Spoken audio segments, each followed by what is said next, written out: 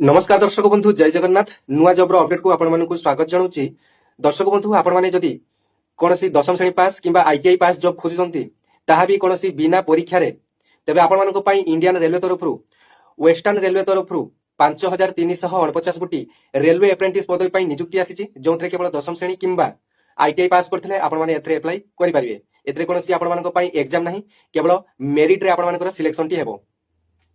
तेरे post office GDS job रे जेमिति merit रे सिलेक्शन हुए एटा भी मध्य आपण मेरिट रे सिलेक्शन हबो। 5349 गोटी वैकेंसी आपण आसी आपण एप्लाई करेंगे। एप्लाई रो डेट होची 21 फेब्रुआरी 2026 रु यार एप्लाई डेट आरंभ होइजबो। एप्लाई रो लास्ट डेट रही 23 मार्च 2026 रही।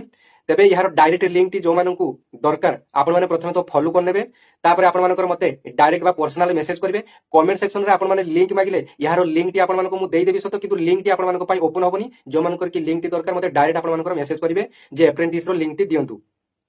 तेबे बहुत पिलांकर डाउट रही जे ही एप्रेंटिस पोस्ट टी गोटे कॉन्ट्रैक्चुअल पोस्ट एटा परमानेंट जॉब नुहे। तेबे देखंतु ए जो एप्रेंटिस पोस्ट टी आपण मानक पई रही एटा आपण मानकर रेलवे सहित आपण मानकर गोटे वर्ष आपण माने काम करिवे। सेथरे आपण मानकर मध्ये स्टाइपेंड मध्ये रही 10,000 रु 15,000 प्राय 13,000 पाके आपण मानकर स्टाइपेंड आपण मानकू मिली पारे। तापर जो आपण मानकर एप्रेंटिस रो जो सर्टिफिकेट टी आसीबा आपण मानक पई सेही सर्टिफिकेट टी आपण मानकर फ्यूचर लाइफ आपण मानकर बहुत काम रे आसीबो। कारण आपण माने जतबे रेलवे रे जे कोनसी जॉब रे आपण माने अप्लाई करूचंती विशेष करी ग्रुप डी बहुत सारा वैकेंसी वर्तमान मध्ये अप्लाई चलीची एवं आगक मध्ये प्राय प्रति वर्ष एही रेलवे ग्रुप डी रे बहुत लेखाय वैकेंसी आसुची। वर्तमान जेमिति 22,000 वैकेंसी आसी पूर्व मध्ये 32,000 वैकेंसी 2024 रे आस्तिला। 2026 रे वर्तमान 22,000 वैकेंसी आपण मानको पई आसीची। सेथरे एही एप्रेंटिस सर्टिफिकेट आपण मानको बहुत मात्रा रे हेल्प करबो।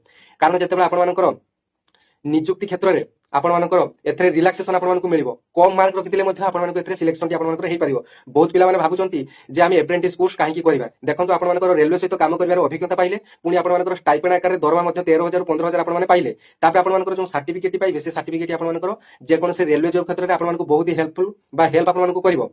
तेबे एथरे बयस मध्ये जानि नियंतु 18 वर्ष रु 33 वर्ष होइतले आपण माने एथरे अप्लाई करि परिबे।